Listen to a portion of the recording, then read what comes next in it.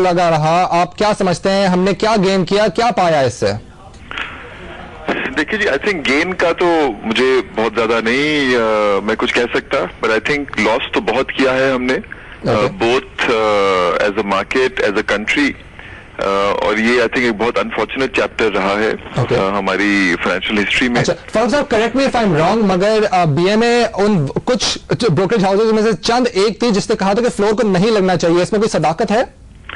जी बिल्कुल, जब वोटिंग हुई थी तो I think there were 2 members जिन्होंने वोट अगेंस्ट किया था, और मैंने यही एक्चुअली जो मेरा व्यू था कि उस वक्त सिचुएशन जो थी बहुत एक कंसर्न करने वाली सिचुएशन, मगर मेरा व्यू ये था कि फ्लोर लगाने से पहले the regulator, the stock exchange board को सोचना चाहिए कि भाई हमको क्या मेजर्स लेने हैं, उनका कोई टाइमलाइन फिक्स करें और फिर फ्लोर लगाएं।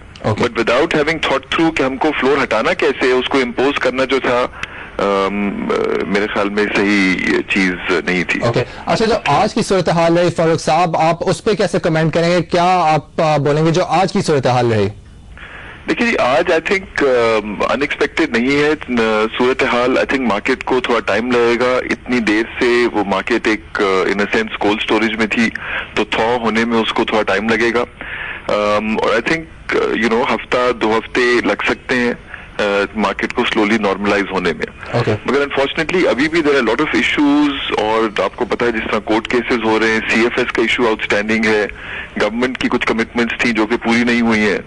सो आई थिंक इट्स अनफॉर्चुनेट कि इतने सारे इश्यूज अभी भी after 4 months they are still outstanding, जबकि 4 महीना टाइम था for all the participants including the regulators and the Ministry of Finance to have resolved these issues. अच्छा फारूक साहब, आप ये बताइएगा कि जो आपके फॉरेन इन्वेस्टर्स, जो आपके फॉरेन क्लाइंट्स हैं, उनका क्या मौकफ है, उनका क्या कहना है? क्या आज उन्होंने सेलिंग को तरजीह दी है? क्या उन्होंने आज मार्केट से निकलने की कोशिश की है? I think Because that is a cause of concern, जो फॉरेन इन्वेस्टर्स है, that is a cause of concern कि एक जो खदशात है लोगों के कि फॉरेन इन्वेस्टर्स की जानिब से हम सेलिंग देखेंगे, जो मजीद मार्केट में डिक्लाइन आ सकता है, अच्छा खासा डिक्लाइन एक्सपेक्ट करें इसकी वजह से।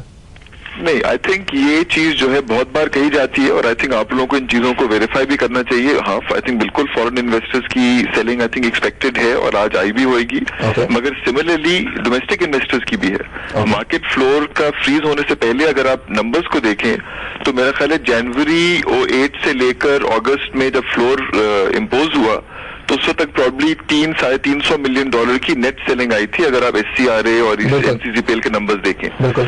तो जो मार्केट डिक्लाइन आ रही थी उससे पहले और जो मार्केट में क्राइसिस हो रहा था वो फॉरेन इन्वेस्टर्स की वजह से तो नहीं हो रहा था, वो तो डोमेस्टिक प्लेयर्स, डोमेस्टिक इन्वेस्टर्स की सेलिंग से हो रहा था प्राइमरीली।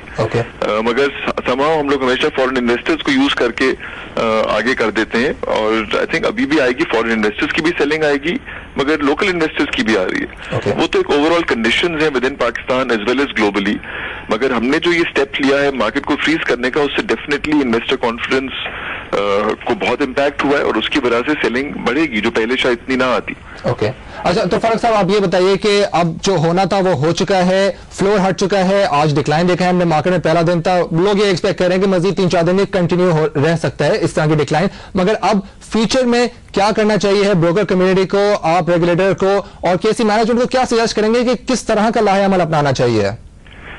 एक तो मेरे ख्याल में कि ना सिर्फ ब्रोकर कम्युनिटी को या रेगुलेटर या stock exchange board, but overall मुल्क को और मिनिस्ट्री ऑफ फाइनेंस को, रेगुलेटर को एक चीज अंडरस्टैंड करनी चाहिए कि पूरी दुनिया में सेंट्रल बैंक्स लिक्विडिटी किस लिए पंप इन कर रहे हैं, रेगुलेटर्स किस लिए इतना रैपिडली मूव कर रहे हैं to try and salvage and to help their capital markets.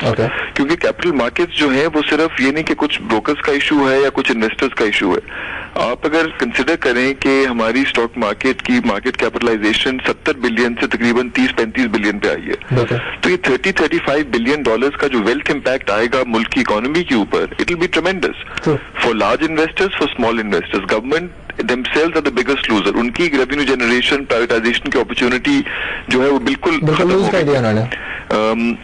ये इशू बढ़कर म्यूचुअल फंड इंडस्ट्री को इम्पैक्ट किया है, जिसमें 300-400 बिलियन के फंड्स थे, वहां से बढ़कर बैंकिंग सेक्टर को इम्पैक्ट किया है। तो इसीलिए these things need to be handled with a great deal of, बहुत एक्सपेडिशियसली हैंडल करना होता है इन चीजों को।